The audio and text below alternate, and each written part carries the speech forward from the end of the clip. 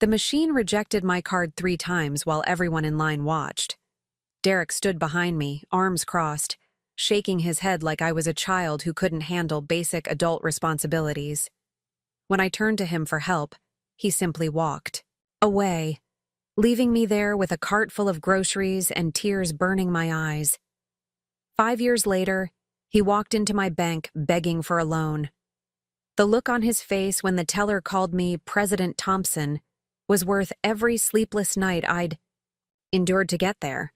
Before we jump back in, tell us where you're tuning in from, and if this story touches you, make sure you're subscribed, because tomorrow I've saved something extra special for you. The fluorescent lights of First National Bank cast everything in harsh, unforgiving white as I stood at the teller window, my hands trembling slightly as I slid the withdrawal slip across the marble counter. $300. That's all I needed to cover the final payment for Mom's physical therapy sessions. Claire Thompson, the nameplate read as the teller examined my request with growing concern. "I'm sorry, Mrs. Thompson, but this account shows insufficient funds," she said, her voice carefully modulated to avoid drawing attention from other customers. "There's only $47.18 available." My stomach dropped. That was impossible. I managed our household finances meticulously, tracking every expense in color-coded spreadsheets that Derek constantly mocked as obsessive. I knew exactly how much should be in that account. "Could you check again?" I asked, fighting to keep my voice steady. "There should be over $2,000. The teller's fingers clicked across her keyboard, her expression growing more sympathetic with each passing second.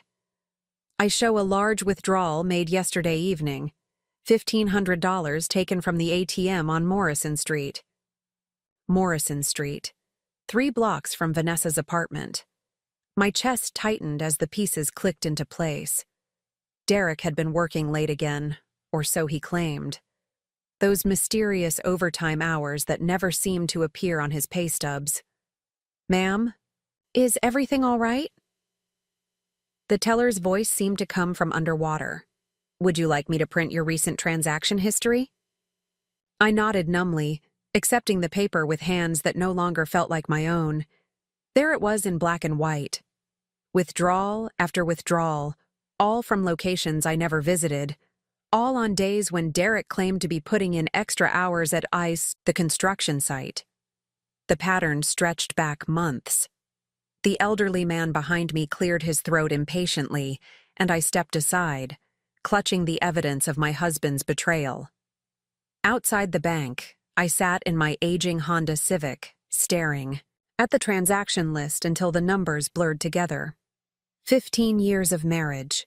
15 years of trusting him with our finances while I focused on my part-time bookkeeping work and caring for my mother. My phone buzzed, a text from Derek. "Working late again. Don't wait up." Working late.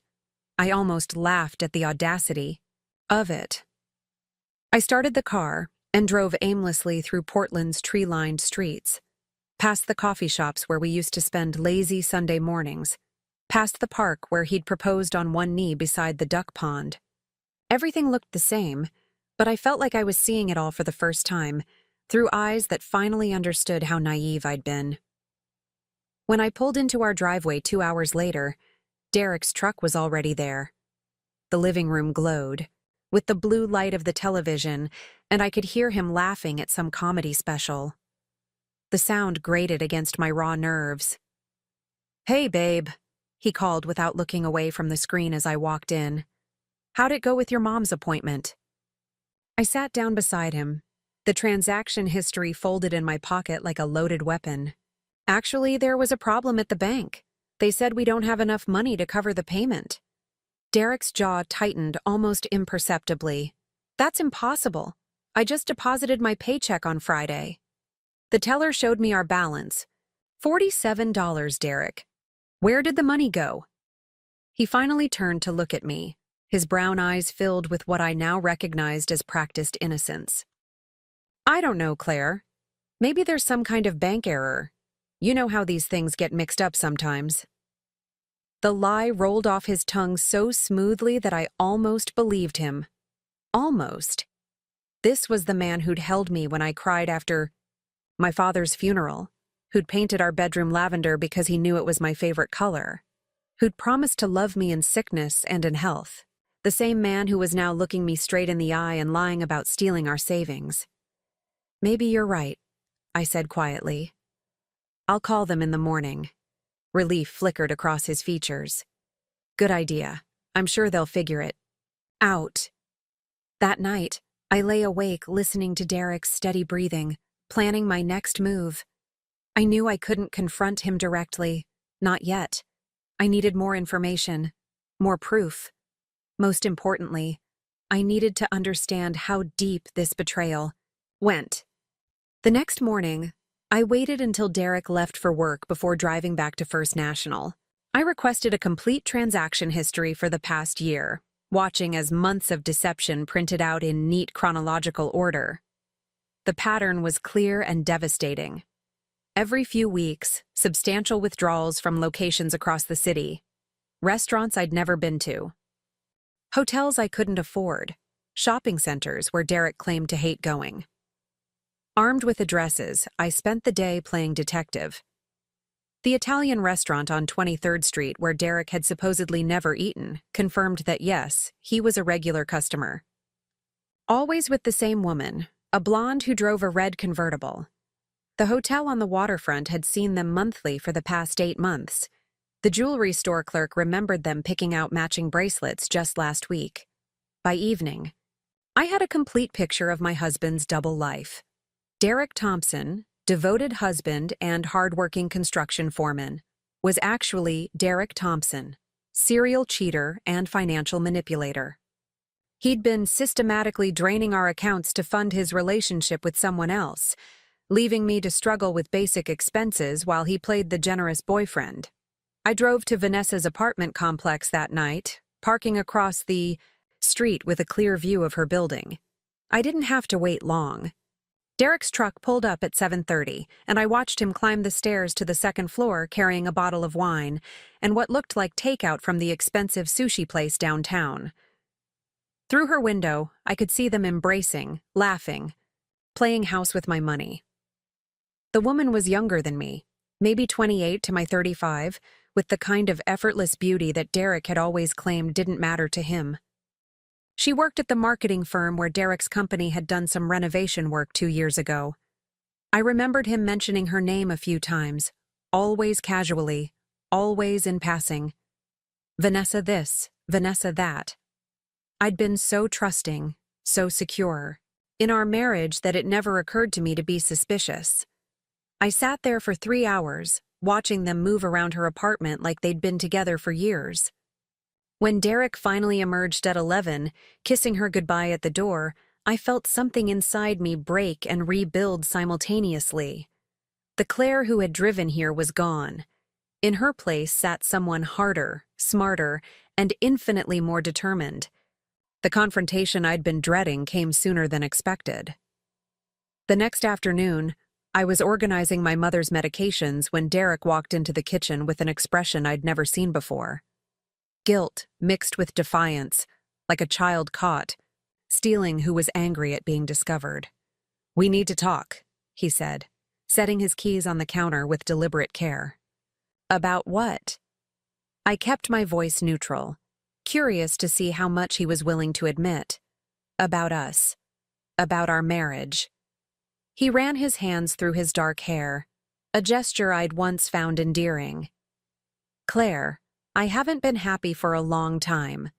There it was, the classic cheater's playbook. Make it about feelings, about incompatibility, about anything except the conscious choice to betray and steal. "What do you mean?" I asked, still playing innocent. "We've grown apart. You're so focused on your mother, on your little bookkeeping jobs, on everything except us. I feel like I'm married to a stranger." The audacity was breathtaking. I was focused on everything except us because I was the only one actually maintaining our life while he played fantasy romance with his girlfriend. "So what are you saying, Derek?" "I think we should separate. Take some time to figure out what we both want. I nodded slowly, as if considering this revelation. And where would you go during this separation? I've already found a place.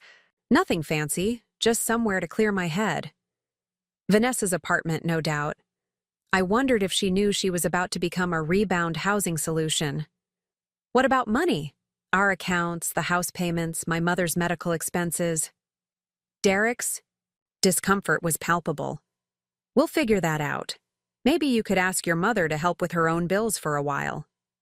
My 72-year-old mother, living on Social Security and Medicare, should help with bills that Derek had made impossible to pay by stealing our savings.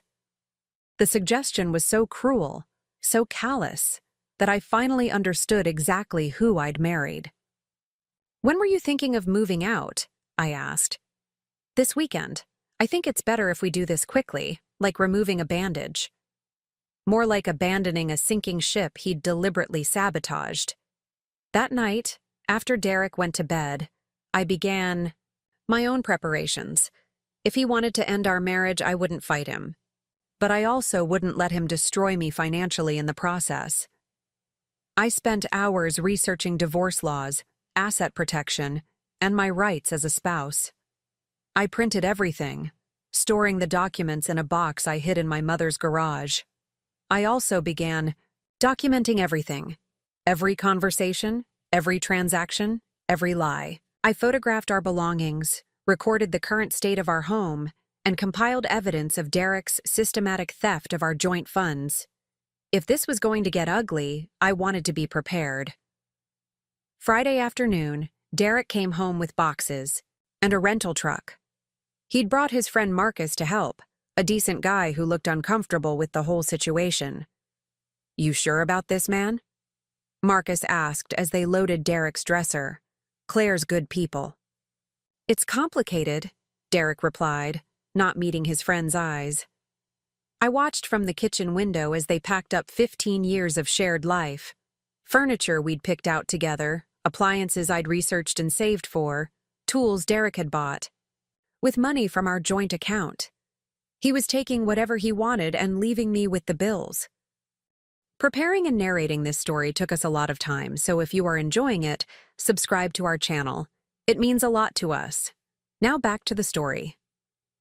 "Claire," he said, appearing in the doorway as Marcus loaded the last box. "I know this is hard, but it's for the best." "Is it?" I asked. "We both deserve to be happy." "And you think this will make you happy?" Something flickered across his face then, a moment of uncertainty that was quickly suppressed. "I think it's our best chance." After they left, I sat in our suddenly cavernous living room, surrounded by the gaps where Derek's belongings used to be. The silence was profound, but not uncomfortable. For the first time in months, I could think clearly without the constant hum of underlying tension that had become the soundtrack of our marriage. I made a list. First, I needed to protect what little money remained in our accounts. Second, I needed to find a job that paid enough to cover the mortgage and my mother's expenses. Third, I needed to figure out how to rebuild my life from the ground up. The first item was easier than expected. A quick visit to my lawyer confirmed that I could freeze our joint accounts pending divorce proceedings. Derek's theft was well documented, and the court would likely order him to repay what he'd taken. The second item was more challenging. My part-time bookkeeping clients provided steady but modest income. I needed something bigger, something with growth potential. That's when I remembered my college friend Rachel, who worked in finance in Denver. We'd kept in touch sporadically over the years, exchanging Christmas cards and the occasional social media comment. She'd always encouraged me to use my accounting degree for something more ambitious than balancing small business books. I called her that Sunday evening after spending the weekend alone in my empty house. "Claire?" Rachel's voice was warm and surprised. "What a wonderful surprise! How are you?" "Actually, not great," I admitted. "Derek and I are getting divorced, and I need to make some major changes in my life." "Oh, honey, I'm so sorry. Are you okay?" I gave her the abbreviated version, careful not to dwell on the details that still felt too raw to share. Rachel listened without judgment, offering the kind of practical sympathy that reminded me why we'd been friends for so long. "You know," she said thoughtfully, "we just had an opening in our compliance department. It's entry-level, but it's with a growing fintech company, and there's room for advancement. You'd be perfect for it." "In Denver?" "In Denver. Sometimes a geographic change is exactly what you need for a fresh start." A fresh start. The phrase resonated in ways I hadn't expected. Portland held too many memories, too many reminders of the life I'd thought I was living. Maybe what I needed wasn't to rebuild in the same place, but to build something entirely new somewhere else. "Tell me more about the job," I said. Rachel described Mountain View Credit Union, a forward-thinking financial institution that specialized in serving small businesses and first-time homebuyers. They were expanding rapidly, implementing new technologies and looking for detail-oriented people who could grow with the company. "The salary isn't huge to start," she warned, "but there are bonuses, benefits, and real opportunities for promotion. Plus, Denver's great. You'd love it here." I made the decision that night, sitting at my kitchen table with a cup of tea and the silence of my empty house. I would sell everything, take the job in Denver, and start over completely.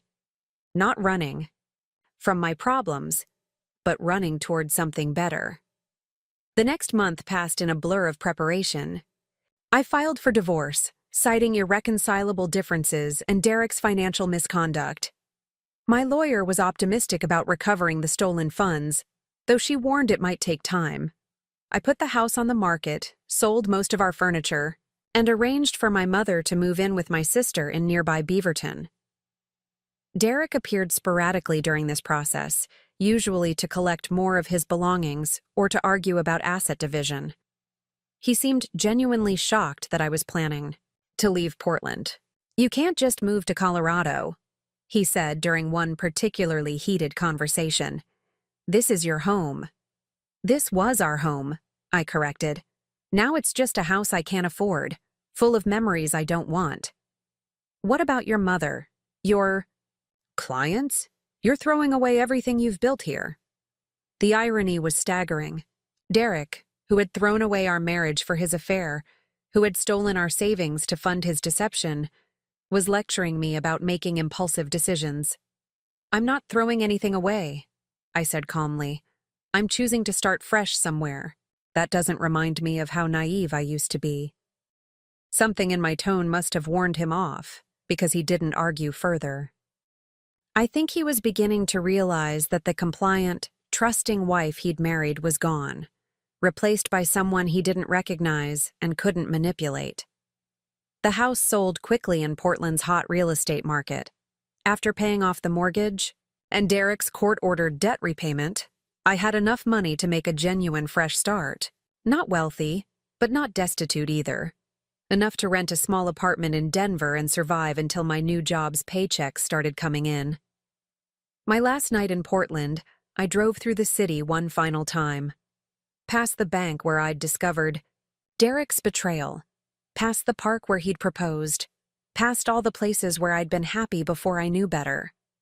I felt no sadness, only a profound sense of completion. That chapter of my life was closed, and tomorrow, I would begin writing a new one. The moving truck pulled away from my house at dawn, carrying the few possessions I'd decided to keep. My car was packed with clothes, important documents, and my grandmother's jewelry, the only truly valuable things Derek hadn't been able to touch. As I drove east through the Columbia River Gorge, watching the sun rise over the mountains, I felt something I hadn't experienced in years: hope. Denver welcomed me with crisp mountain air and endless blue skies. My apartment was tiny but clean, with windows that faced west toward the peaks I was already beginning to love. Mountain View Credit Union's offices were modern and bustling, filled with the kind of energy that comes from a company on the rise. My first day was overwhelming in the best possible way. Rachel had been right about the growth potential, the Compliance department was small but crucial, responsible for ensuring that all of the credit union's innovative practices met federal banking regulations. My background in accounting made the work intuitive, and my attention to detail the same. Trait Derek had mocked as obsessive was exactly what the job required.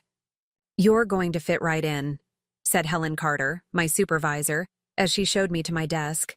"We need people who can see the big picture while managing the small details." Within weeks, I was handling complex regulatory filings and working directly with the executive team. The work was challenging but satisfying in ways my old bookkeeping jobs had never been. I was using my brain, solving problems, and contributing to something bigger than myself. My colleagues were smart, driven people who treated me as an equal from day one. There was no condescension, no suggestion that I was just filling time until something better came along. For the first time in years, I felt professionally valued. The personal transformation was slower but just as significant. Denver forced me to rebuild my social life from scratch, which turned out to be exactly what I needed. I joined a hiking group, took evening classes in financial analysis, and gradually constructed a circle of friends who knew me only as Claire Thompson, the competent credit union employee, not Claire Thompson, the woman whose husband had left her for someone younger. 6 months into my new life, I was asked to join a special project team developing new lending protocols for small businesses. The work required late nights and weekend meetings, but I didn't mind. I had energy for the first time in years, and the project was genuinely important. That's how I met Nathan Cross. Nathan Cross walked into the conference room like he owned the building, which, as I would later learn, he practically did. Tall and lean with prematurely silver hair and intense green eyes, he carried himself with the quiet confidence of someone who had built something significant from nothing. He was Mountain View Credit Union's largest private investor and the founder of Cross Financial Group, a boutique investment firm that specialized in community banking innovations. "Ladies and gentlemen," announced our CEO, Patricia Wells, "I'd like you to meet Nathan Cross. He'll be consulting with us on the small business lending expansion." Nathan's handshake was firm, his smile genuine but measuring. "I'm looking forward to working with your team. Patricia tells me you've put together something special here." Our project leader, Marcus Rivera, launched into his presentation about streamlined approval processes and risk assessment algorithms. I took notes diligently, but found myself studying Nathan's reactions more than the slides. He asked pointed questions that revealed a deep understanding of both the technical and human sides of banking. When Marcus finished, Nathan leaned back, in his chair. "Impressive work," he said. "But I think you're missing something crucial. The algorithms are solid, the processes are efficient, but where's the personal touch? Community banking succeeds because it serves real people with real stories, not just credit scores and debt-to-income ratios." An uncomfortable silence fell over the room. Our entire presentation had focused on automation and efficiency, the very things Nathan was questioning. "What would you suggest?" Patricia asked. Nathan's gaze swept the room before settling on me. "What do you think, Ms. Thompson? You've been taking notes, but I haven't heard your perspective." All eyes turned to me. 6 months ago, I would have deferred to my colleagues, played it safe, avoided drawing attention. But that woman had been left behind in Portland, along with everything else from my old life. "I think Mr. Cross is right," I said, my voice steady despite the sudden attention. "We're treating loan applications like widgets on an assembly line. But small business owners aren't widgets. They're people who are often risking everything they have on a dream."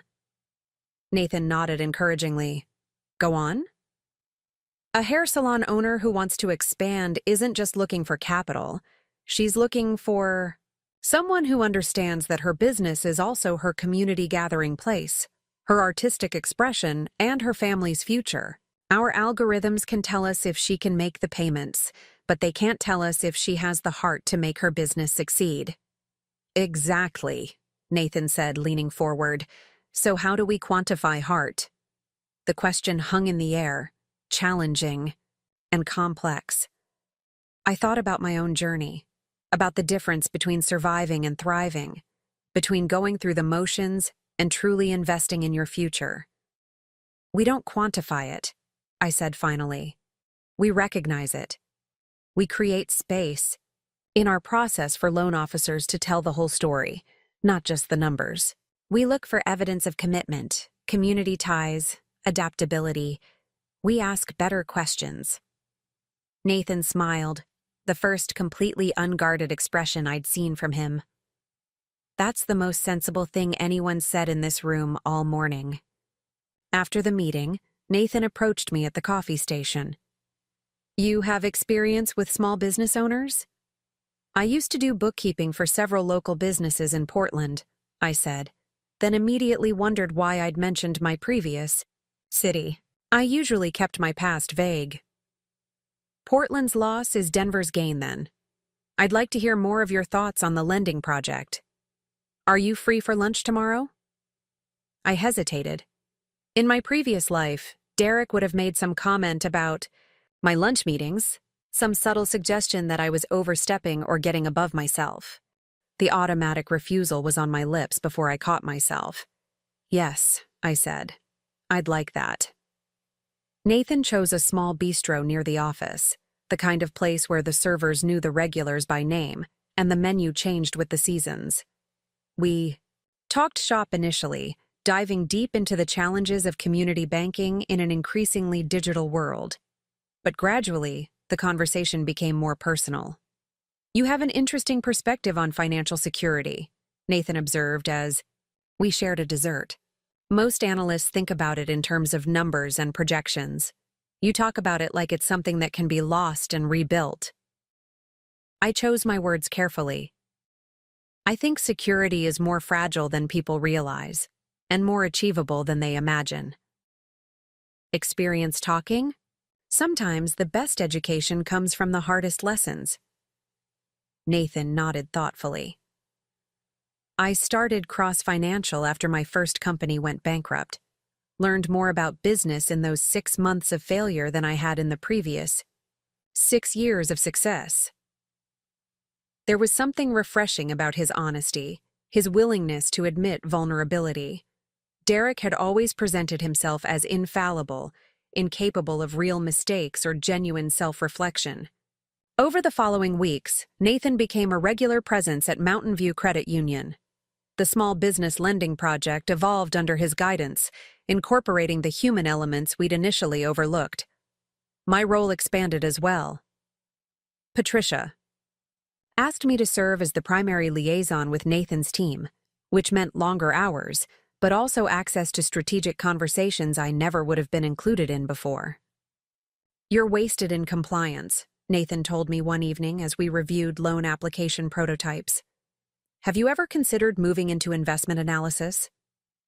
I don't have the background for that, I said automatically. You have the mind for it. Background can be learned. The idea intrigued me more than I wanted to admit. Compliance was safe, predictable, well-defined.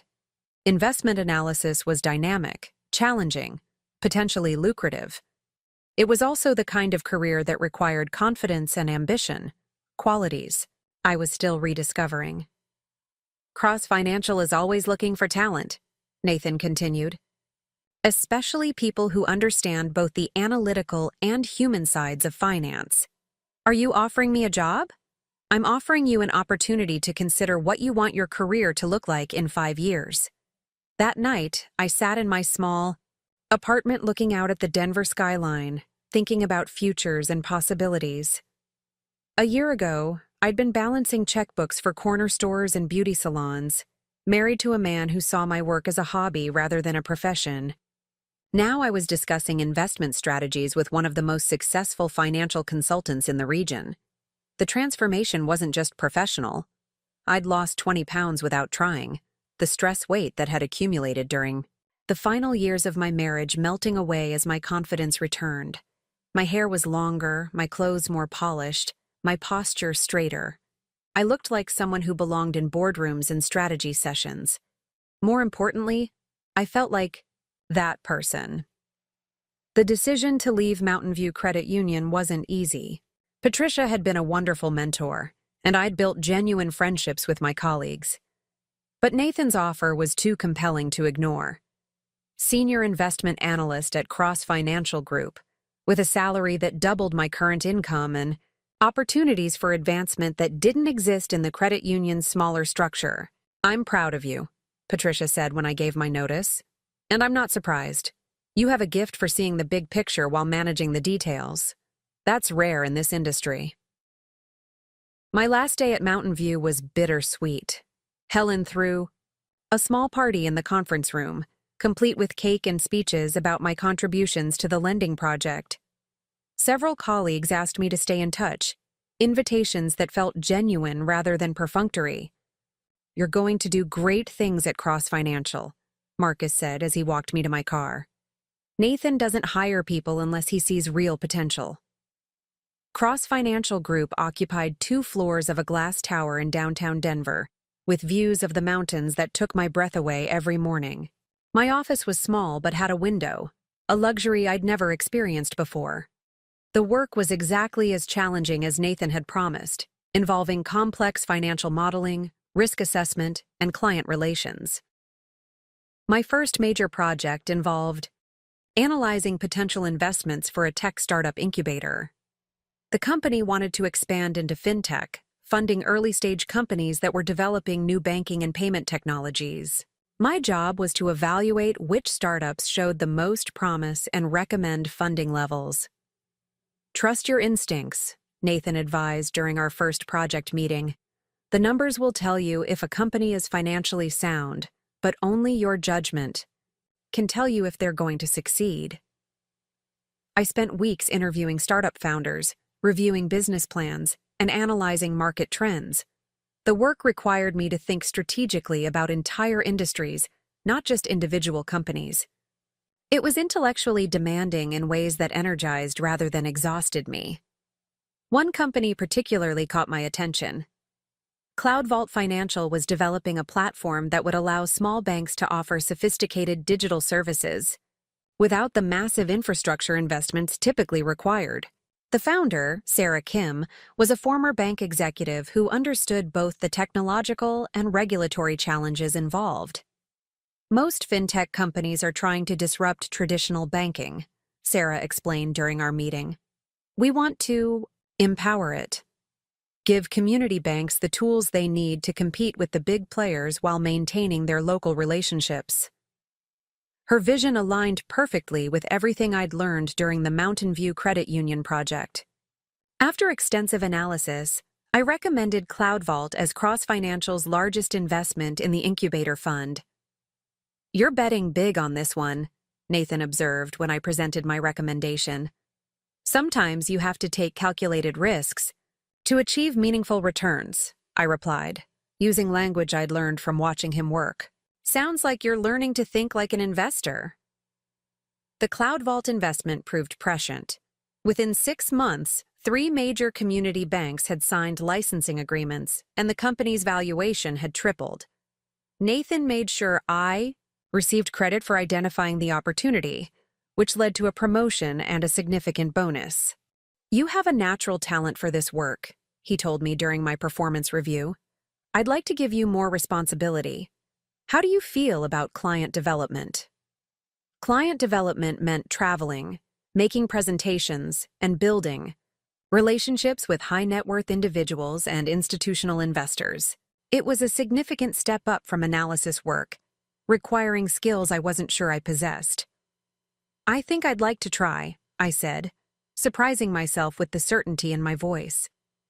My first major client presentation was to the board of a family foundation that was considering diversifying their investment portfolio.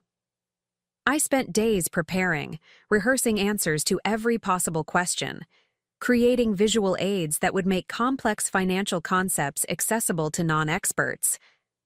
"Remember," Nathan coached me beforehand, "they're not just buying our investment strategy.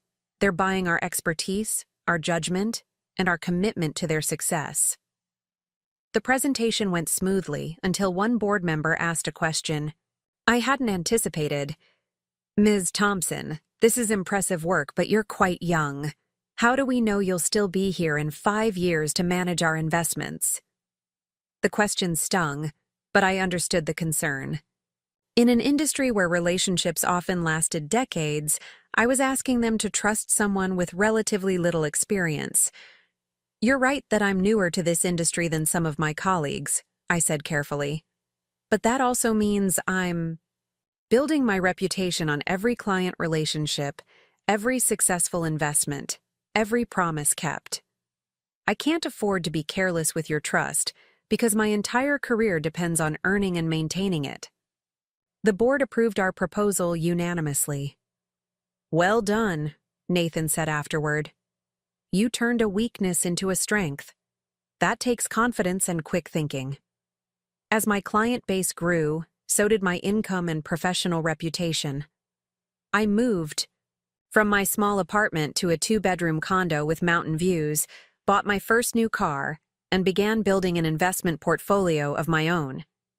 The financial security I'd lost when Derek betrayed me was not only restored, but exceeded. More significantly, I was building something that belonged entirely to me. No joint accounts, no shared assets, no vulnerability to another person's poor decisions or moral failures. Every dollar I earned, every investment I made, every professional relationship I built was mine alone. 2 years into my tenure at Cross Financial, Nathan approached me with an unexpected proposition. I'm thinking about expanding the firm, he said during one of our regular strategy meetings. Opening a branch office in Seattle, focusing on Pacific Northwest clients who want more personalized service than the big firms provide. That sounds like a natural expansion, I agreed. I'd want you to head it up. Full partner track, equity stake, your name on the door eventually. The offer was everything I'd never dared to dream of during my marriage to Derek. Financial independence, professional recognition, the opportunity to build something significant from the ground up. It would mean relocating again, Nathan continued. I know you've built a life here in Denver. I looked around his office, taking in the mountain views and the city I'd come to love. Denver had been my sanctuary, the place where I'd rebuilt myself from the ground up. But it had always been a way station, not a destination. Actually, I said, I think Seattle sounds perfect. The decision to accept Nathan's offer felt like the natural next step in a journey I was finally controlling.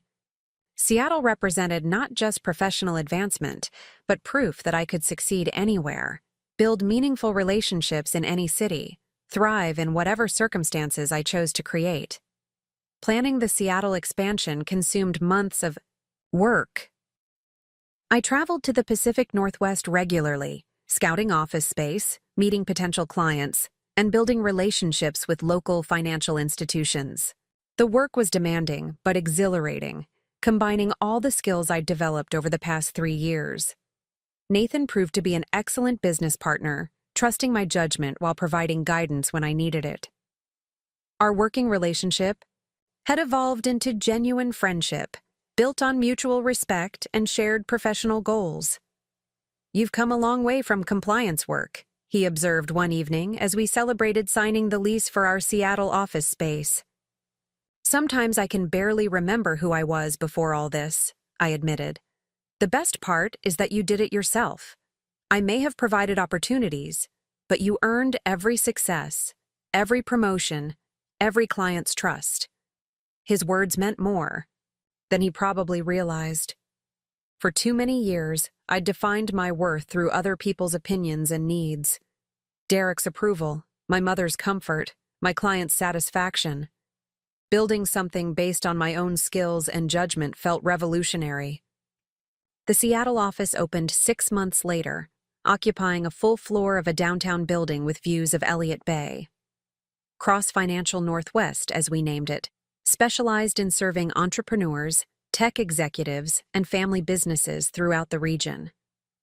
I hired 3 analysts and 2 client relationship managers, building a team that reflected the collaborative, personal approach that had made Nathan's original firm successful.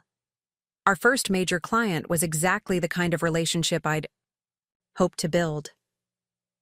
Pacific Innovations was a clean energy company founded by two former Microsoft engineers who were developing next-generation battery technology.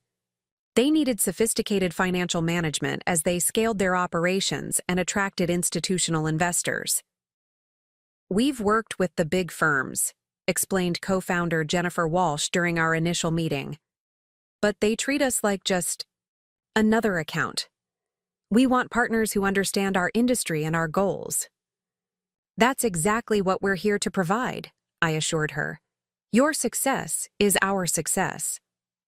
The Pacific Innovations relationship became a model for our approach. Instead of simply managing their investments, we helped them develop financial strategies that aligned with their business objectives. When they needed additional capital for expansion, we connected them with investors from our network. When they considered international partnerships, we provided market analysis and risk assessments. "You've become our unofficial CFO," Jennifer joked during one of our quarterly reviews. "That's the highest compliment you could give me," I replied, and meant it. By the end of our first year in Seattle, Cross Financial Northwest was managing over $50 million in client assets and had established relationships with major players throughout the Pacific Northwest business community.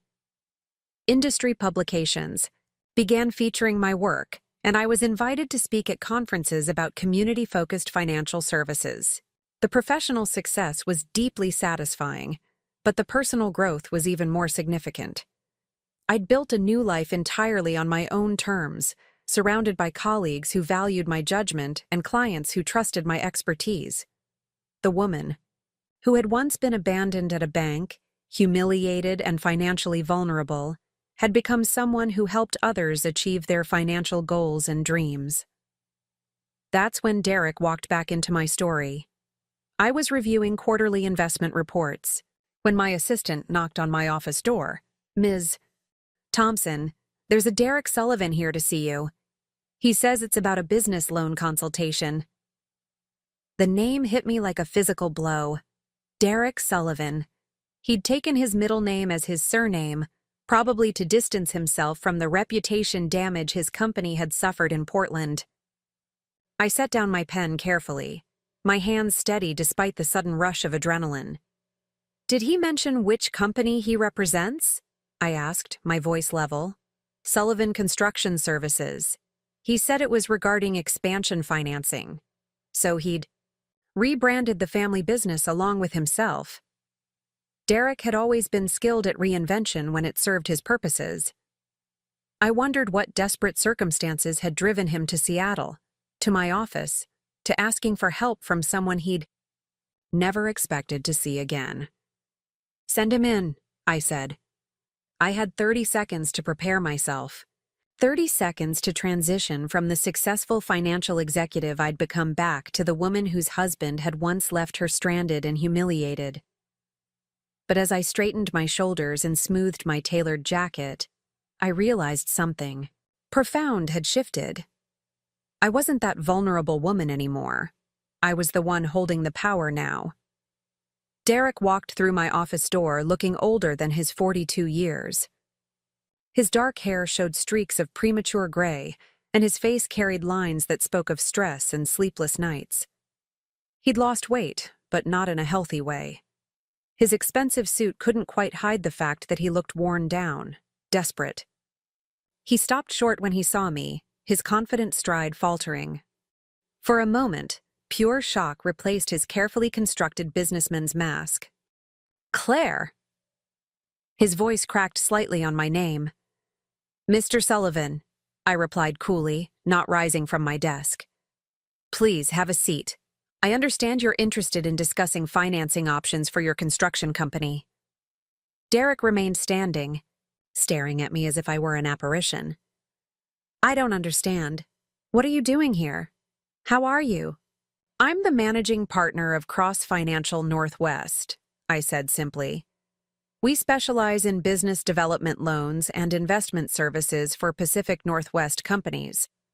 Would you like to discuss your financing needs, or would you prefer to schedule this meeting for another time?" My professional demeanor seemed to shake him out of his stupor. Derek slowly took the chair across from my desk, his eyes never leaving my face. I could see him trying to reconcile the woman before him with the wife he'd abandoned 3 years ago. "You look different," he said quietly. "People change." I opened a new file on my computer.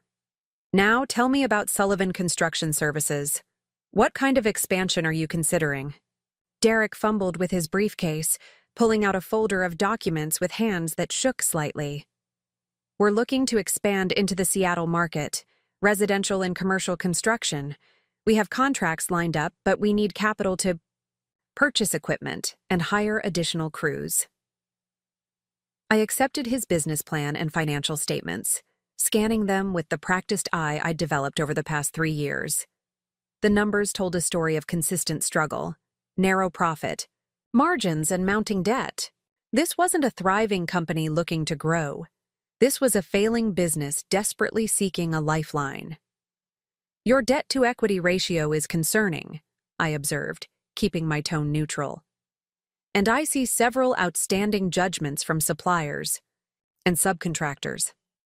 "Those are temporary setbacks," Derek said quickly. "The construction industry in Oregon has been challenging, but Seattle's market is booming. We just need working capital to get established here." I continued reading, noting discrepancies between projected revenues and realistic market assessments. Derek had always been optimistic about his business prospects, but these projections bordered on fantasy. "Mr. Sullivan, these revenue projections seem aggressive given your company's historical performance. What makes you confident you can achieve this level of growth in a new market?" Derek shifted uncomfortably. "We have experience, established relationships with suppliers, a solid reputation. Do you?" I pulled up a credit report on my computer screen. "Because your credit rating suggests otherwise. And these supplier relationships you mention appear to have resulted in several liens against your company assets." The color drained from Derek's face as he realized I wasn't going to simply accept his optimistic presentation at face value. This wasn't a courtesy meeting with a small-town banker who might be swayed by charm and promises.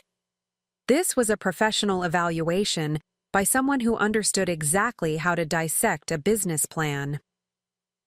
"Look, Claire," he said, abandoning his formal approach. "I know this is awkward, but I really need this loan. The business is sound. I just need someone to believe in it." "Ms. Thompson," I corrected. "And belief isn't how we evaluate loan applications. We look at cash flow, asset values, market conditions, and management competency." Derek's jaw tightened. "Management competency?" "Your financial records show a pattern of overextending on projects, failing to collect receivables in a timely manner, and inconsistent profit margins. These suggest systemic management issues rather than temporary market challenges." I was being deliberately harsh, but not unfairly so. Everything I was saying was documented in the papers he'd provided. Derek had simply never had anyone with the expertise to point out these patterns so clearly. "I've learned from those mistakes," he insisted. "That's why I'm starting fresh in Seattle." "Starting fresh?" I repeated. "Is that what you call leaving? Behind outstanding debts and legal obligations?" Derek's face flushed red. "You don't know what you're talking about." "Actually, I do. I've spent the last 3 years learning exactly what I'm talking about." I closed his file and leaned back in my chair. "Mr. Sullivan, based on your company's financial history and current obligations, Cross Financial Northwest cannot approve your loan application. You can't be serious. You haven't even looked at the contracts I have lined up." "I've looked at everything I need to see. Your company represents exactly the kind of risk we don't take." Derek stood abruptly, his composure finally cracking completely. "This is because of us, isn't it?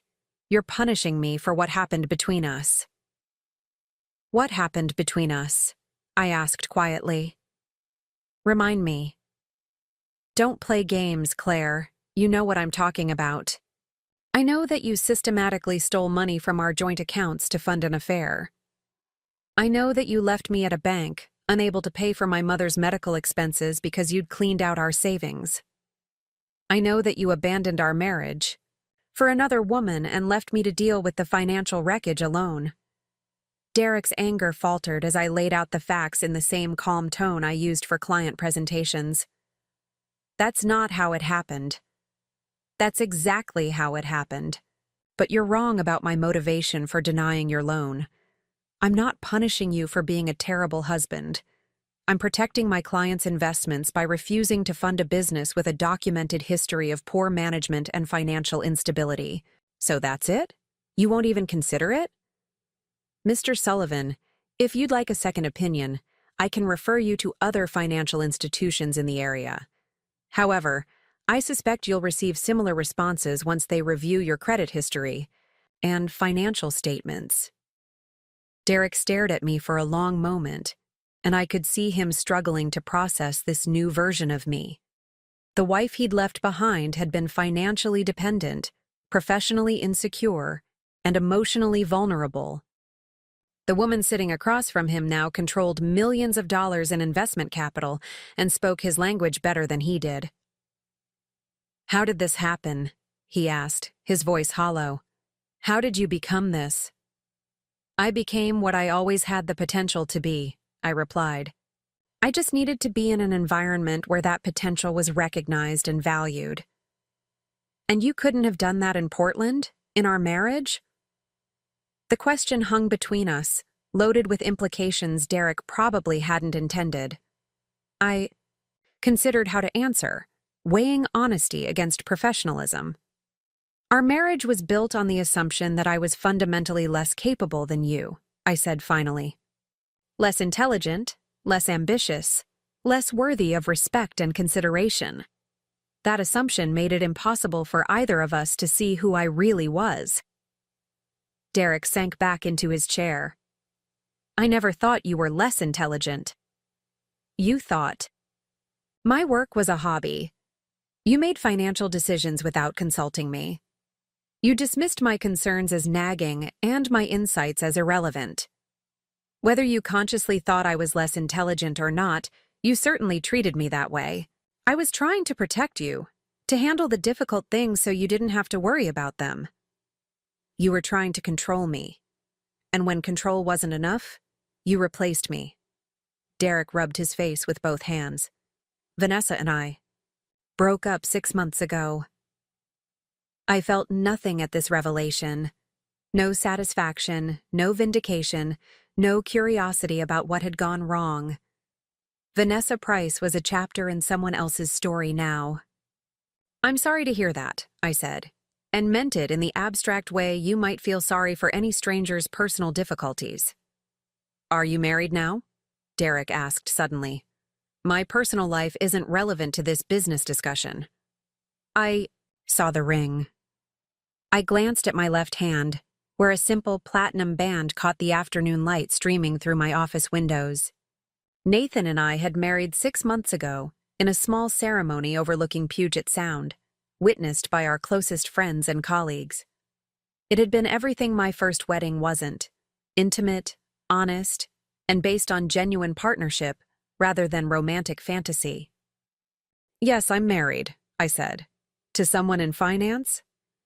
To someone who values my judgment and respects my capabilities."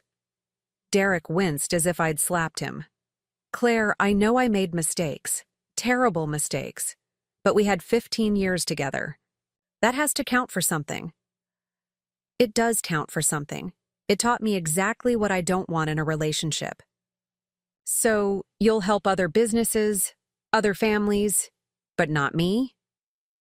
"I help viable businesses with sound management and realistic growth plans. Your company doesn't meet those criteria."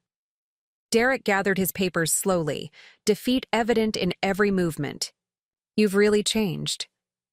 "I've grown into who I was always meant to be." He paused at the door. "Are you happy?" The question surprised me with its sincerity. For a moment, Derek sounded like the man I'd once thought I'd married rather than the stranger who had betrayed and abandoned me. "Yes," I said simply. "I'm happy." "Good," he said, and something in his voice suggested he might actually mean it. "You deserve that." After Derek left, I sat in my office watching the Seattle skyline as afternoon faded into evening. The encounter had been less traumatic than I'd expected, but more significant in ways I was still processing. Seeing Derek again had crystallized just how completely my life had transformed. 3 years ago, I'd been financially dependent on a man who saw me as a burden to be managed rather than a partner to be valued. Now I was financially independent, professionally respected, and personally fulfilled. The contrast was so stark it felt almost surreal. My phone buzzed with a text from Nathan. "How did the big client meeting go today?" I smiled, remembering that I'd told him about an important presentation I was giving to a potential new client. I hadn't mentioned Derek's name or our history, just that I had a challenging meeting scheduled. "Interesting," I texted back. "Tell you about it over dinner." "Can't wait. Pick up wine on your way home?" Home. 6 months into our marriage, Nathan and I had bought a house in one of Seattle's hillside neighborhoods, a craftsman-style home, with a view of the water and enough space for both of our home offices. It was the first house I'd ever owned entirely in my own name, the first space that reflected my tastes and needs rather than someone else's preferences. That evening, I told Nathan about Derek's visit while we cooked dinner together, a ritual we'd established early in our relationship. Nathan listened without judgment, asking thoughtful questions about the business aspects of the meeting. "Sounds like you handled it perfectly," he said as we sat down to eat. "Professional but firm." I kept waiting to feel angry or vindicated, or something dramatic, I admitted, but mostly I just felt sorry for him. He looked so diminished. "That's probably because you've moved beyond needing any particular response from him. The power dynamic has shifted completely." Nathan was right. 3 years ago, Derek's approval or disapproval had carried enormous weight in how I saw myself. Now his opinion was irrelevant to my sense of worth or success. The emotional hold he'd once had over me was completely broken. "Do you think I was too harsh?" I asked. "About the loan, I mean." "Were your assessments accurate?" "Completely." "His company is a terrible risk." "Then you did your job." Personal history doesn't change fiduciary responsibility. This was one of the things I loved most about Nathan. He understood the difference between emotional reactions and professional obligations, and he trusted my judgment in both arenas. Over the following weeks, I found myself thinking about Derek's visit less and less. It had been a significant moment, but not a defining one. I was too busy building my actual life to spend much time analyzing my former one. Cross Financial. Northwest continued to grow. We signed 3 new major clients, including a tech startup that was developing environmental monitoring software, and a family-owned shipping company that was expanding into Asian markets. Each new relationship reinforced my confidence in the business model Nathan and I had developed. I also began getting recognition within the broader financial community. The Pacific Northwest Business Journal named me one of their 40 under 40 rising executives, and I was invited to join the board of a nonprofit organization that provided microloans to women entrepreneurs. "You're becoming quite the local celebrity," Nathan observed one morning as he read a profile of me in the business section of the Seattle Times. "It feels strange," I admitted. 3 years ago, I was completely invisible. Now people know my name." "You were never invisible. You were just in the wrong environment to be seen." Nathan had a gift for reframing my experiences in ways that honored my growth without dwelling on past pain. He helped me understand that my transformation wasn't about becoming someone new, but about finally having the space and support to become who I'd always been capable of being. 6 months after Derek's visit, I received an unexpected phone call from my former lawyer in Portland. Derek had filed for bankruptcy, and his creditors were pursuing collection on the court-ordered repayment of the money he'd stolen from our joint accounts. He's claiming inability to pay, my lawyer explained. But I wanted you to know that we're continuing to pursue the judgment. If he ever comes into money again, you'll be entitled to collect. I thanked her for the update, but realized I no longer cared about the money Derek owed me. The amount was significant by my old standards, but negligible compared to my current income. More importantly, I'd moved so far beyond needing anything from Derek that even justice felt unnecessary. Let it go, I told the lawyer. I don't want to spend any more time or energy on this. Are you sure? It's a substantial amount. I'm sure. Close the file. That evening, I told Nathan about the call. I think that's the last connection I had to my old life, I said. It feels good to let it go. How do you feel about Derek losing everything? I considered the question carefully. Sad for him, I guess, but not responsible for it. He made his choices, and this is where they led. No desire for revenge? No satisfaction that he's struggling? None. His life has nothing to do with mine anymore. Nathan smiled and pulled me close. That's how I know you're completely free of him. When someone else's success or failure doesn't affect your emotional state, you've achieved true independence. True independence. The phrase resonated deeply. For too many years, my sense of worth had been tied to other people's opinions and needs. Derek's approval, my mother's comfort, my client's satisfaction. Building something based entirely on my own skills and judgment felt revolutionary. As Cross Financial Northwest approached its second anniversary, Nathan and I began discussing expansion again. This time, the conversation centered on opening offices in Portland and San Francisco, creating a regional presence that could serve entrepreneurs and growing companies throughout the West Coast. Are you ready to go back to Portland? Nathan asked during one of our planning sessions. As a visitor, yes. As someone who belongs there, no. That's not my city anymore. It might be professionally satisfying to return as the successful executive you've become. It might be, I agreed. But I don't need that satisfaction. I know who I am now, regardless of who remembers who I used to be. The Portland office opened 18 months later, occupying a full floor of a downtown building just 6 blocks from the bank, where Derek had once left me stranded and humiliated. I didn't mention that coincidence to anyone, but I was aware of it every time I visited our new location. During the Portland office's opening celebration, I ran into several people from my old life. My former bookkeeping clients, neighbors from the house Derek and I had shared, even a few mutual friends who had stayed in touch sporadically over the years.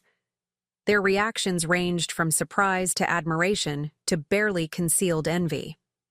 "Claire? Thompson!" exclaimed Janet Morrison, who had lived across the street from Derek and me. "I heard you'd moved to Colorado, but I had no idea you'd become such a success." "Life takes unexpected turns," I replied diplomatically. "Derek's business went under, you know.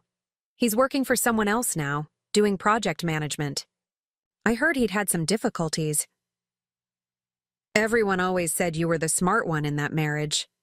Guess they were right." I smiled politely and changed the subject. Derek's current circumstances weren't my concern, and rehashing old neighborhood gossip felt beneath the person I'd become. The most significant encounter came near the end of the evening when Patricia Wells approached me at the reception.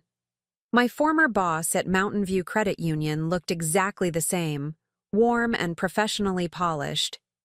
"Claire," she said, embracing me warmly, "I'm so proud of what you've accomplished.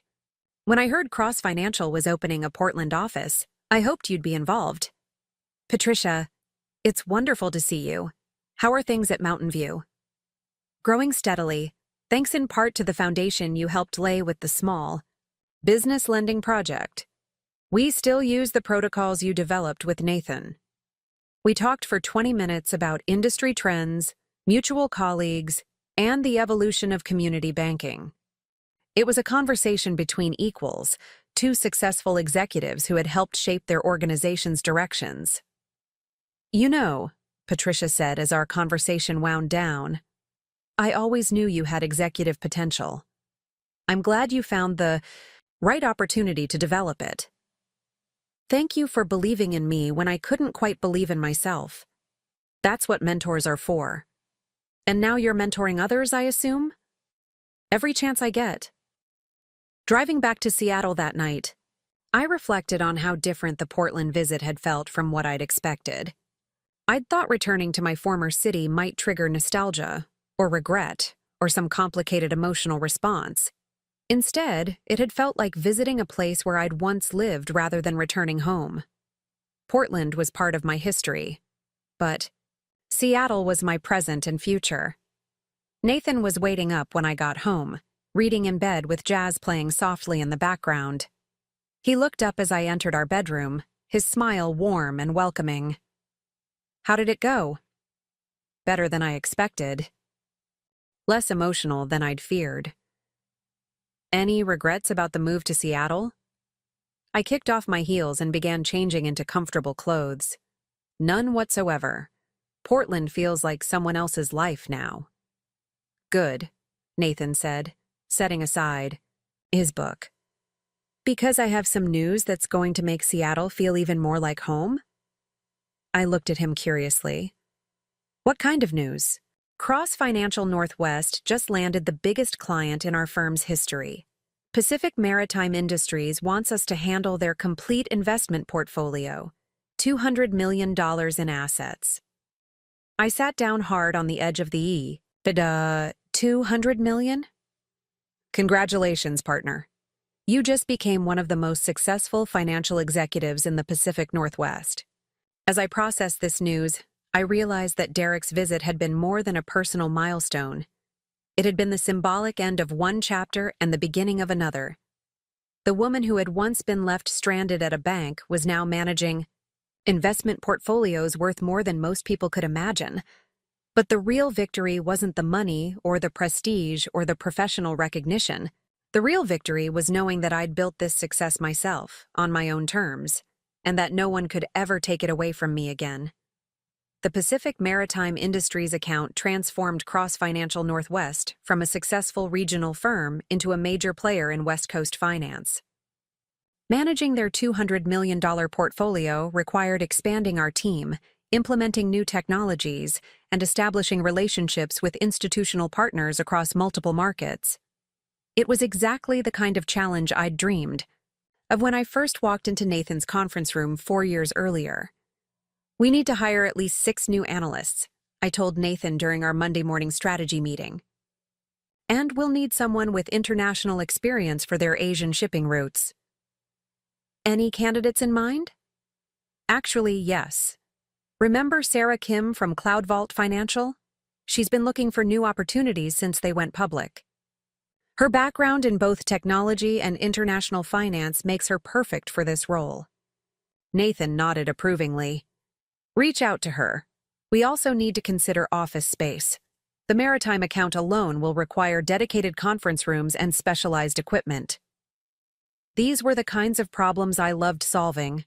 Growth problems, success problems, the challenges that came from building something significant rather than just surviving.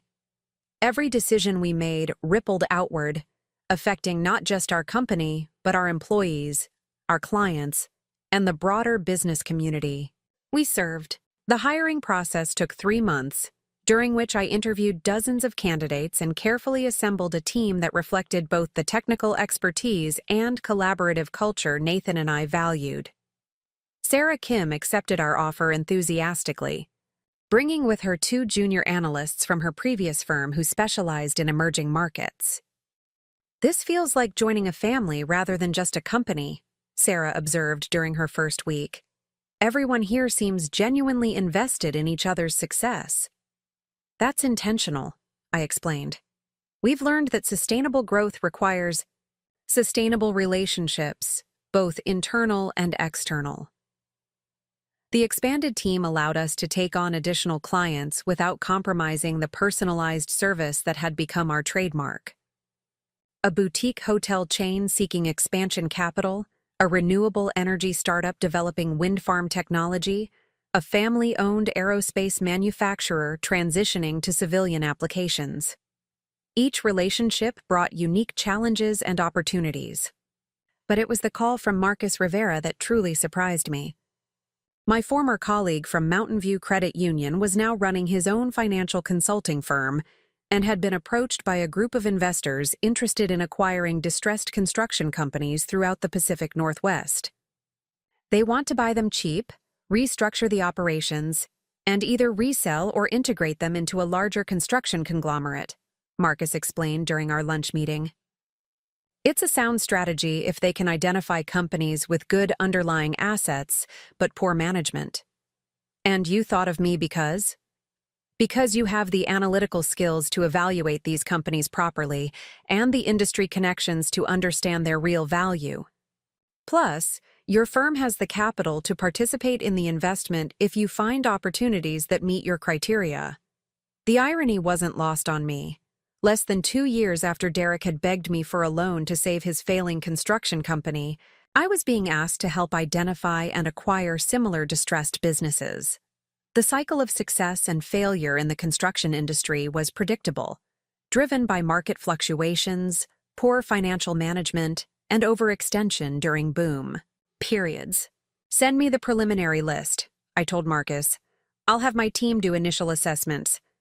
The list contained 43 companies across Oregon, Washington, and Northern California.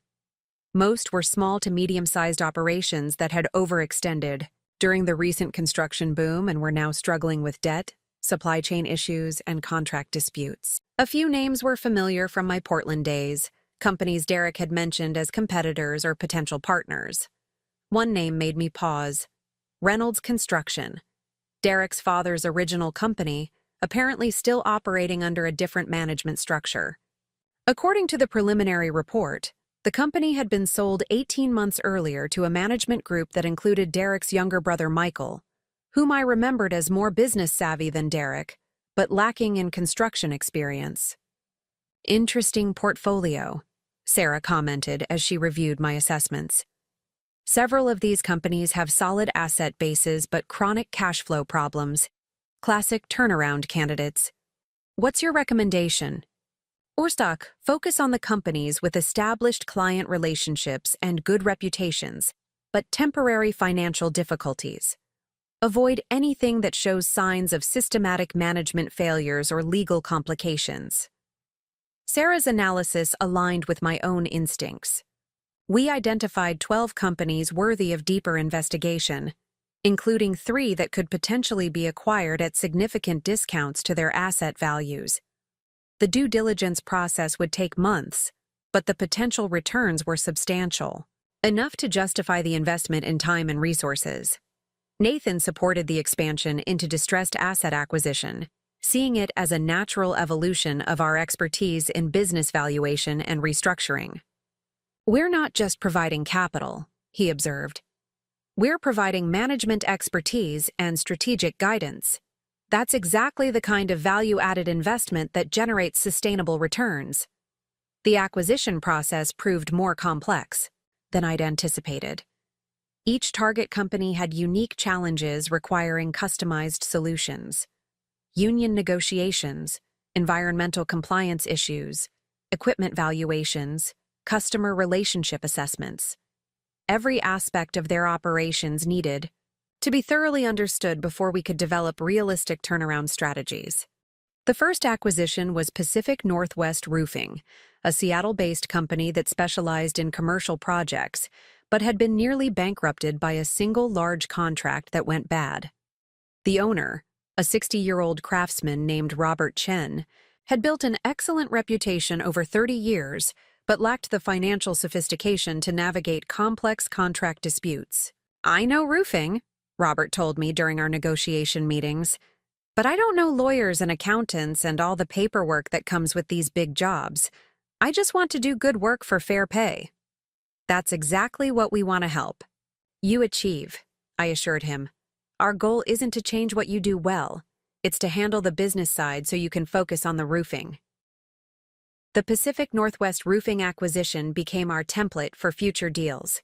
We retained existing management for operational decisions while providing financial oversight, legal support, and strategic planning. Robert remained as general manager.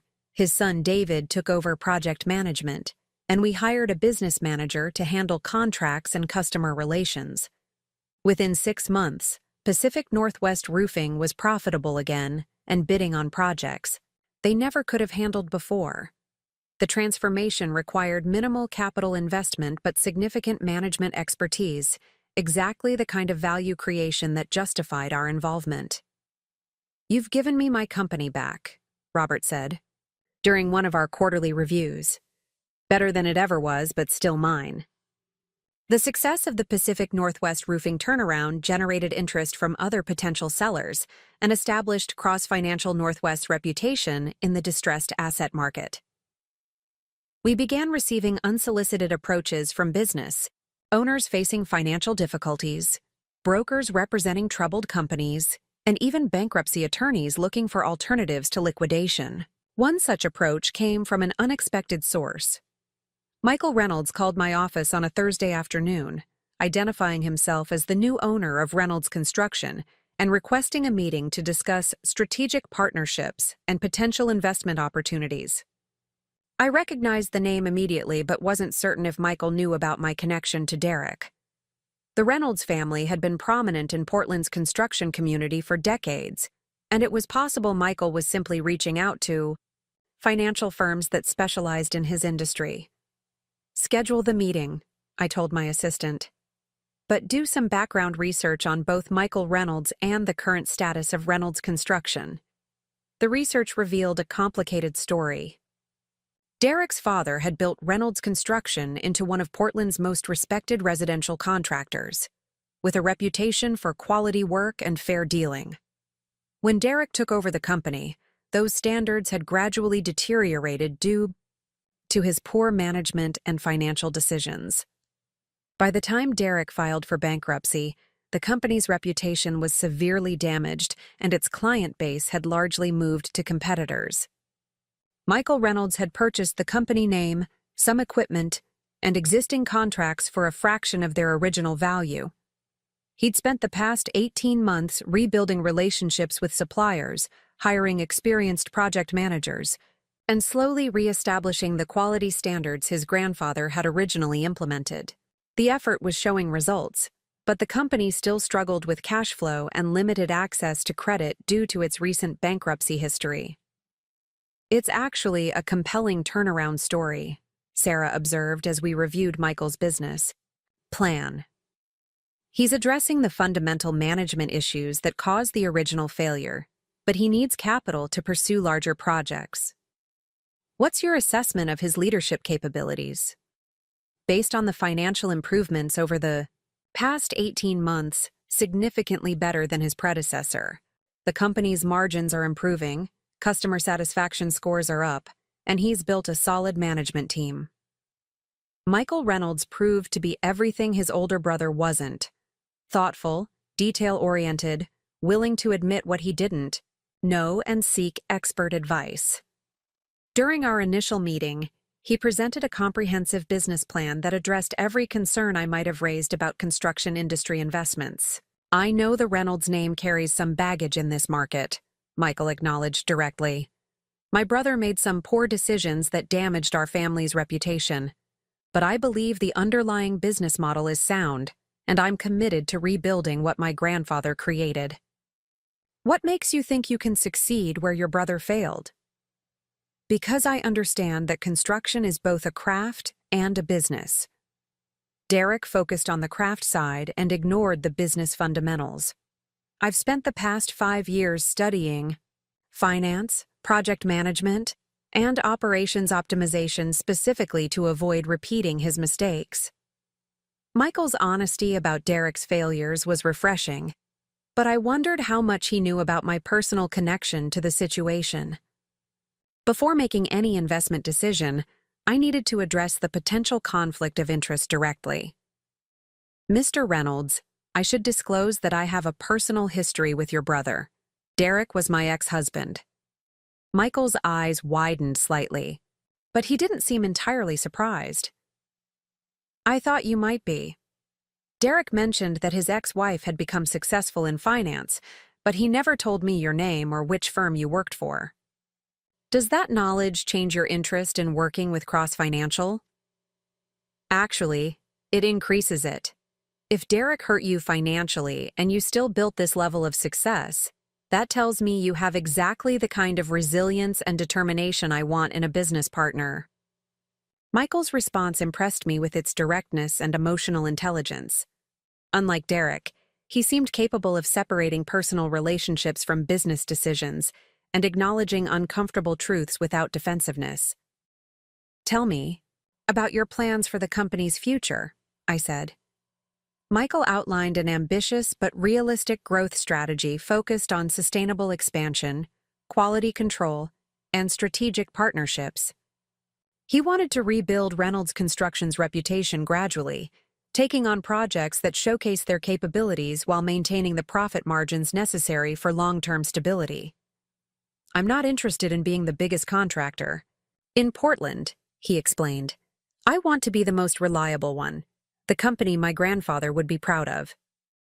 The Reynolds Construction investment required more careful consideration than our previous acquisitions. The company's troubled history created reputational risks, and my personal connection to Derek added layers of complexity that didn't exist with other deals. Nathan and I spent hours discussing the potential benefits and drawbacks. The financial fundamentals look solid, Nathan observed. Michael's management has improved every key metric over the past 18 months. But are you comfortable with the personal aspects? Honestly, I think working with Michael might provide a kind of closure I didn't know I needed. Derek destroyed something his family had built over generations. Helping Michael rebuild it feels like restoring balance. And if Derek finds out about the investment? Derek's opinion is irrelevant to this decision. This is about Michael's capabilities and the company's potential, not about my relationship with his brother. We structured the Reynolds Construction investment as a combination of working capital loans and equity participation, giving us significant influence over strategic decisions while allowing Michael to maintain operational control. The terms included performance benchmarks, financial reporting requirements, and approval rights for major contracts. This partnership will only succeed if we're completely transparent with each other, I told Michael during our final negotiation session. I'll expect detailed monthly reports, advance notice of any significant challenges, and your commitment to the conservative growth strategy we've outlined. You'll have all of that, Michael assured me.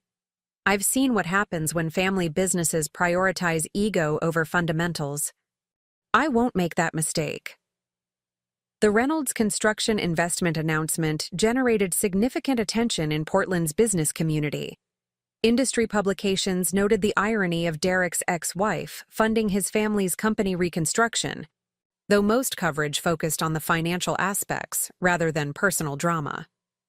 Local financial executive leads construction industry turnaround, read the headline in the Portland Business Journal. The article positioned me as an expert in distressed asset acquisition and highlighted Cross Financial Northwest's growing influence in Pacific Northwest business development. Derek himself remained notably absent from any public commentary about the investment. According to Michael, his brother was working as a project manager for a mid-sized contractor in Beaverton and had expressed no interest in involvement with the family company's reconstruction. Derek knows about the investment, Michael told me during one of our monthly reviews. He actually said he was glad to see the Reynolds name might mean something positive again. How did he seem when he said that? Tired, honestly. Like he'd finally accepted responsibility for the mistakes he made. I felt a surprising pang of sympathy for Derek, though I had no desire to contact him directly. The man who had once confidently expected success handed to him was apparently learning to accept a more modest role in the world. That kind of humility might have saved our marriage if he'd found it earlier. The Reynolds construction turnaround proceeded smoothly. Through its first year under our partnership, Michael's conservative approach and attention to detail produced steady growth without the boom and bust cycles that had characterized Derek's management. The company completed a series of successful residential projects, established relationships with new commercial clients, and built cash reserves that provided security against market fluctuations. "We're actually ahead of our projections," Michael reported during our year-end review. "Customer satisfaction scores are the highest they've been since my grandfather ran the company." "What's your biggest challenge going forward?" "Scaling the operation without losing the personal touch that makes us different. We're getting requests for larger projects, but I want to make sure we can deliver the same quality that's rebuilding our reputation." Michael's concern reflected exactly the kind of thoughtful leadership that distinguished successful family businesses from those that failed during transition periods. He understood that growth required maintaining the values that created success in the first place. The broader construction industry acquisition portfolio continued expanding as word spread about our approach to distressed asset turnarounds. We acquired partial ownership in 7 companies over 18 months, each requiring customized restructuring strategies, but all benefiting from our combination of capital, expertise, and strategic guidance. We're becoming known as the go-to firm for construction industry turnarounds, Sarah observed during one of our team meetings. "That's a valuable market position, but it also means we're being approached by increasingly complex situations." She was right. Our latest potential acquisition involved a large commercial contractor with union disputes, environmental compliance issues, and multiple pending lawsuits. The potential returns were substantial, but so were the risks. Complex situations generate the highest returns if managed properly, I replied. But they also require the most careful due diligence and the strongest management partnerships. As Cross Financial Northwest's reputation grew, so did the speaking invitations, board appointments, and industry recognition that came with success. I was asked to keynote conferences, serve on nonprofit boards, and provide expert commentary for business publications. Each opportunity reinforced our firm's position as a leader in sustainable business development. The personal satisfaction of these achievements was profound, but what mattered most was the knowledge that I'd built something meaningful that would outlast any individual success or failure. Cross Financial Northwest employed 37 people across 3 offices, managed over $400 million in client assets, and had helped dozens of businesses achieve sustainable growth. "You've created something remarkable," Nathan observed one evening as we reviewed our latest quarterly reports. "Not just financially, but culturally. We've proven that you can be successful without sacrificing integrity or personal relationships." "We've proven that together," I corrected. "None of this would have been possible without the partnership we built." Nathan smiled and reached across our kitchen table to take my hand. "Ready for the next challenge?" "What did you have in mind?" "There's a community bank in San Francisco that's looking for new ownership. They want to maintain their local focus while expanding their capabilities. Sounds like exactly the kind of opportunity we've been preparing for." A community bank acquisition would represent the largest and most complex project in our firm's history, requiring regulatory approval, substantial capital investment, and expertise in an entirely new area of financial services. It was exactly the kind of challenge that would have terrified me 5 years earlier and excited me now. "Tell me more," I said, already mentally organizing the due diligence process we'd need to complete. The Golden Gate Community Bank acquisition took 8 months to complete, involving federal regulators, state banking authorities, and enough paperwork to fill several conference rooms. But when we finally received approval to purchase the 70-year-old institution, it felt like the culmination of everything Nathan and I had been building toward. "Ladies and gentlemen," I announced to our assembled team in the main conference room of our San Francisco office, "Cross Financial Northwest is now officially Cross Financial Group, with full-service banking capabilities across 3 states. The applause was genuine and enthusiastic. Sarah Kim had relocated from Seattle to oversee the bank's technology integration. Michael Torres joined us from Wells Fargo to head consumer lending, and we'd retained most of Golden Gate's existing staff to maintain continuity for their long-term customers. This is more than an acquisition, Nathan added. It's proof that community-focused financial services can compete at the highest levels while maintaining the personal relationships that make banking meaningful. The bank transformation required everything I'd learned about business development, team building, and strategic growth. We modernized their technology systems while preserving the neighborhood bank atmosphere that customers valued. We expanded their lending capabilities while maintaining their conservative risk assessment standards. Most importantly, we created new opportunities for their employees while honoring the culture that had sustained the institution for 7 decades.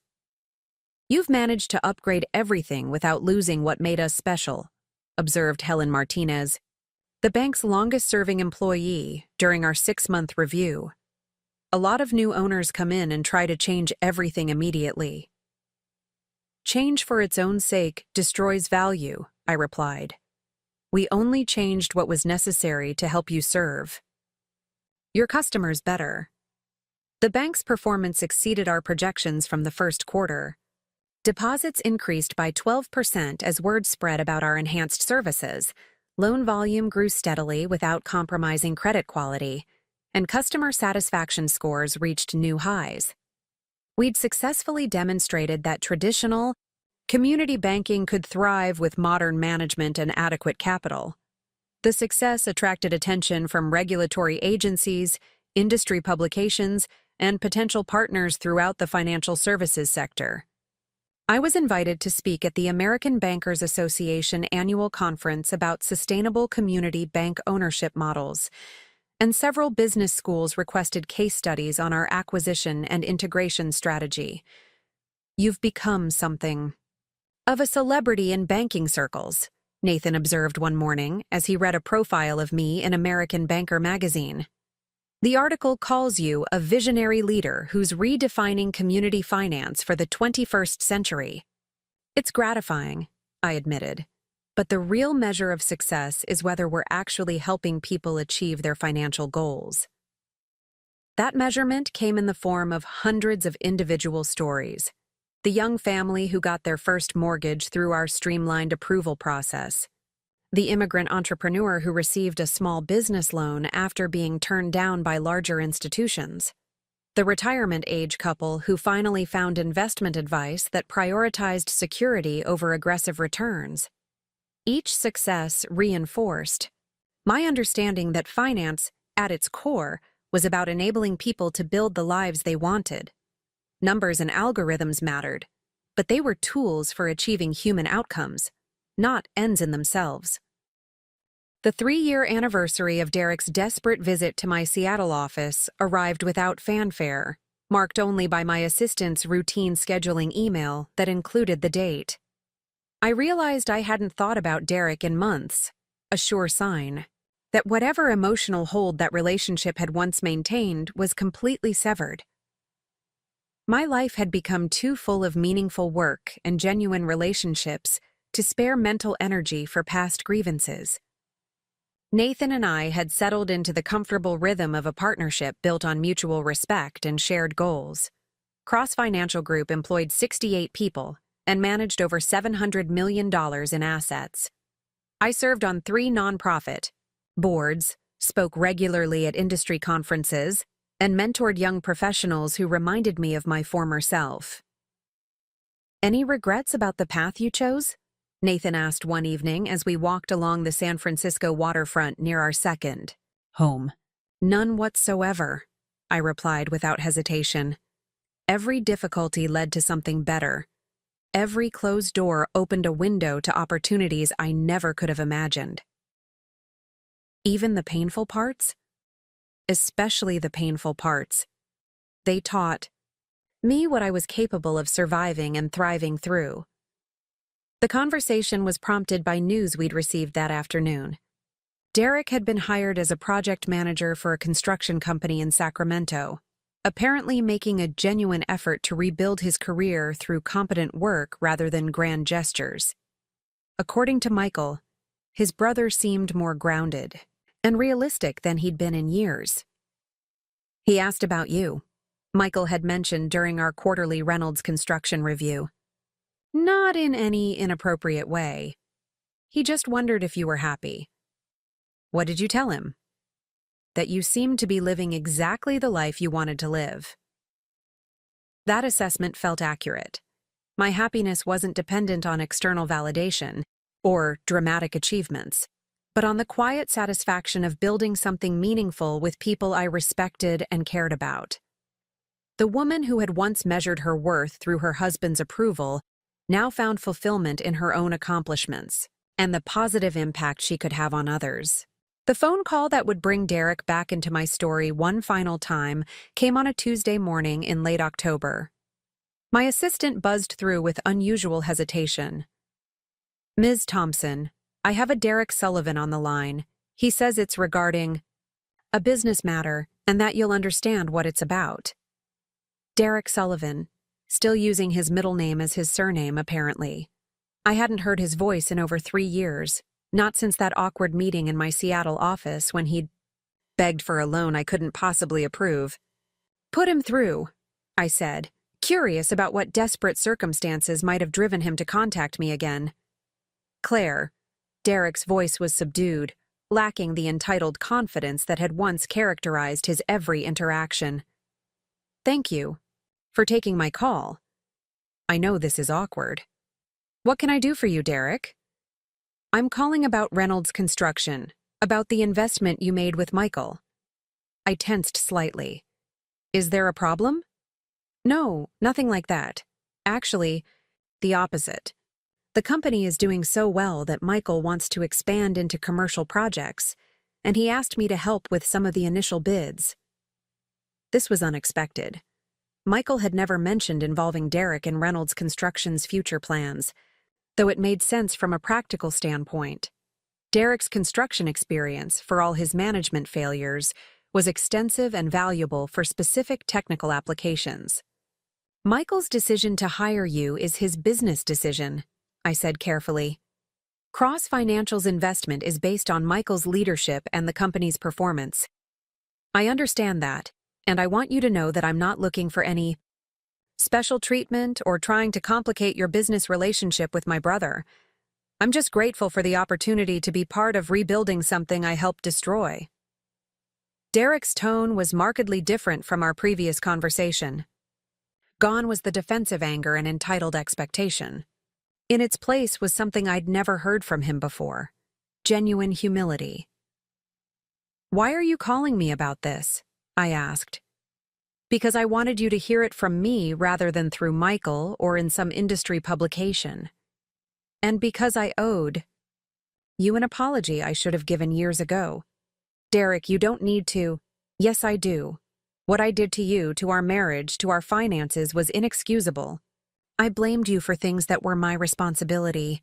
I betrayed your trust repeatedly, and I left you to deal with consequences that were entirely my fault. The apology was more complete and self-aware than anything I'd expected from Derek. But I also realized it didn't change anything fundamental about my life or feelings. I appreciate you saying that, I replied honestly. But I hope you understand that I've moved far beyond needing that apology for my own peace of mind. I do understand. Michael told me about your success, about the life you've built. I'm genuinely glad for you, Claire. You deserved better than what I gave you, and I'm glad you found it. Thank you. One more thing. I want you to know that working with Michael has taught me things about business and responsibility that I should have learned decades ago. If Reynolds Construction succeeds in this expansion, it'll be because you gave Michael the resources and guidance to make it happen. I'm grateful for that, even if I have no right to be. After Derek hung up, I sat in my office looking out at the San Francisco Bay, processing our conversation and my reaction to it. I felt no anger, no satisfaction, no particular emotion all beyond a vague sense of completion. Derek had become a person who existed in my past, rather than someone whose actions could affect my present. The Reynolds construction expansion proceeded successfully over the following months. Michael's conservative approach and Derek's technical expertise proved complementary, producing bid proposals that won several significant commercial projects, without overextending the company's capabilities. My investment continued generating solid returns while supporting family business restoration and local job creation. "It's working out better than I hoped," Michael reported during our year-end review. "Derek's involvement is strictly limited to project planning and technical consultation. He understands that I make all business decisions and that our partnership with Cross Financial is my responsibility." "And how is Derek adjusting to that arrangement?" "Better than I expected. He seems genuinely committed to doing good work without trying to control outcomes he's not responsible for." The transformation sounded authentic, though I had no desire to witness it personally. Derek's personal growth was irrelevant to my life beyond its impact on business relationships I cared about maintaining. The final unexpected encounter came at the Pacific Northwest Construction Industry Awards dinner, an annual event recognizing outstanding projects and business achievements throughout the region. Cross Financial Group was being honored for our role in supporting construction industry development, and Reynolds Construction had been nominated for a residential restoration project that exemplified quality craftsmanship and sustainable business practices. I was accepting our award when I spotted Derek at a table near the back of the ballroom. He was dressed professionally but conservatively, sitting with what appeared to be colleagues rather than trying to work the room as he once would have.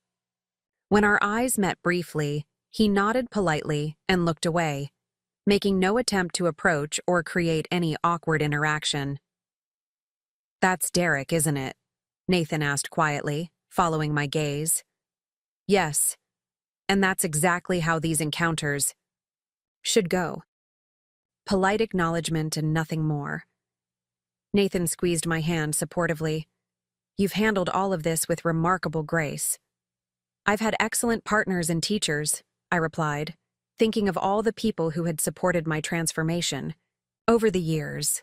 During the reception following the awards ceremony, I was approached by dozens of industry colleagues, potential clients, and young professionals seeking career advice. The conversations were energizing and productive, reinforcing the professional network that had become one of my most valuable assets.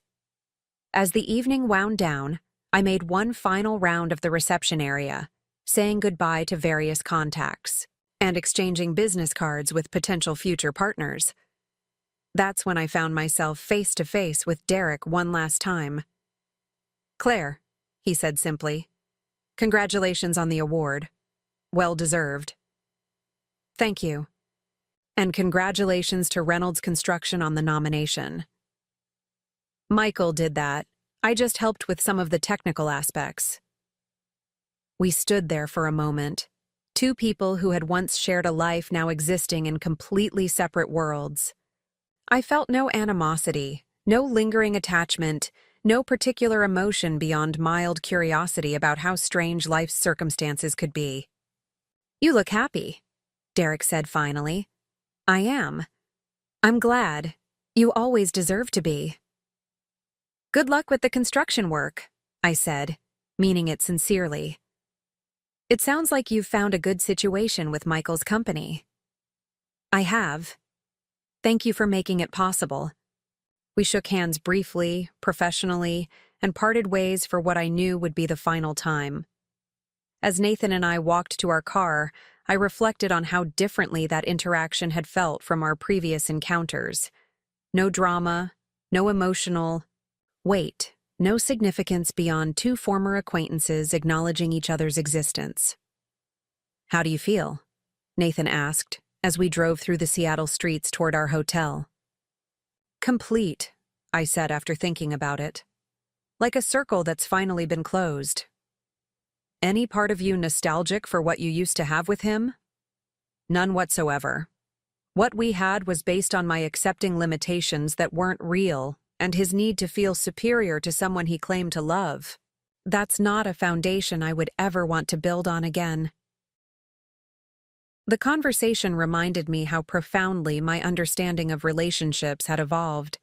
My marriage to Nathan was built on mutual respect, shared goals, and genuine partnership. We challenged each other professionally, supported each other personally, and created something together that enhanced both our individual capabilities and our combined potential. Cross Financial Group continued expanding over the following year, adding wealth management services and opening a fourth office in Portland. The business had grown beyond what Nathan and I had originally envisioned, but it maintained the culture and values that had made our initial success possible. "We've built something that will outlast both of us," Nathan observed during one of our strategic planning sessions. "That's the definition of sustainable success." He was right.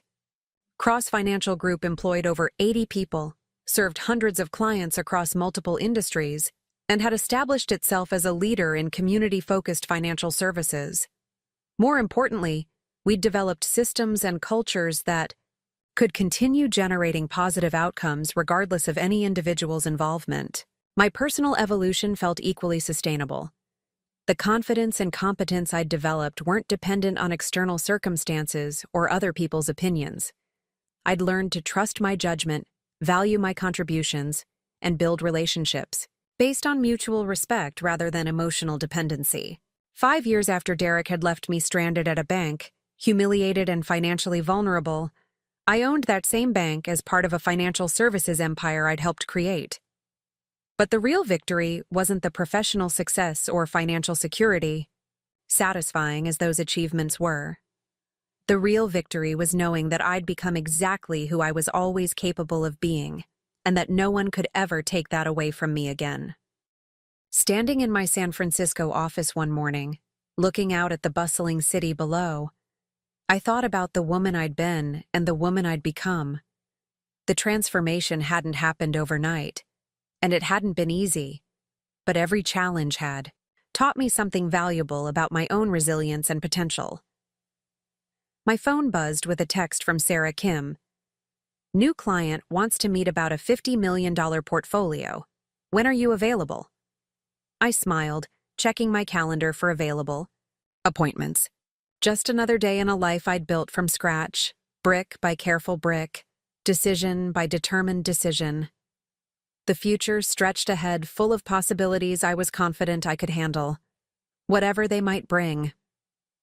Up next, you've got 2 more standout stories right on your screen. If this one hit the mark, you won't want to pass these up. Just click and check them out.